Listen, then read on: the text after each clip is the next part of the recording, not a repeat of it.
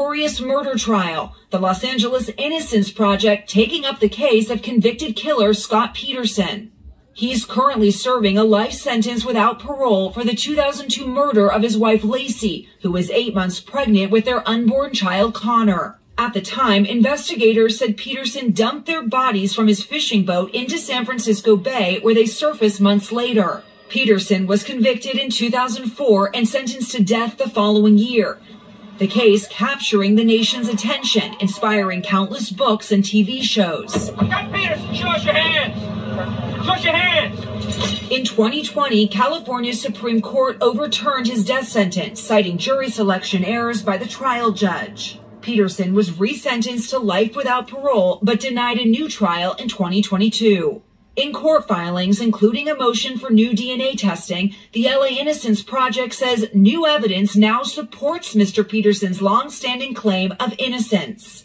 Attorneys, citing updated witness statements, are pointing to several areas of interest, among them a burglary the week of the murder across the street from the Petersons' home. They say Lacey may have witnessed the men breaking into the house. They're also looking at this burned-out orange van found nearby, which they say contained a blood-stained mattress. The Innocence Project wants to conduct new DNA testing to determine if it was Lacey Peterson's blood. The new motion revolves around a theory that Lacey Peterson was killed by burglars. If you find the same DNA on the items from the Medina burglary, from the van, and from the shore of San Francisco Bay, that's the storyline. Peterson's attorney says his team is very excited to have the L.A. Innocence Project lend their considerable expertise to helping prove Scott Peterson's innocence. Scott Peterson's family has long believed he was wrongly convicted. There is no forensic evidence.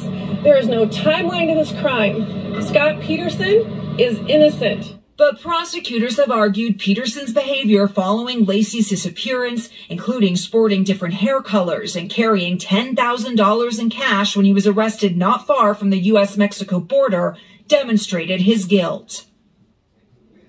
Now, so far, Lacey Peterson's family has not commented on any of this. The L.A. Innocence Project is a spinoff of the Innocence Project, co-founded by former O.J. Simpson attorney Barry Scheck, to use DNA and other scientific advancements to prove wrongful conviction.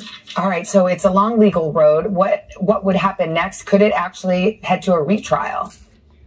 Yeah, Savannah, I mean, that is the big question now. Over the years, Peterson has made many attempts to get his case retried. None of them have been successful. A judge will likely review this new filing and then determine whether there should be at least a hearing to look at some of this evidence.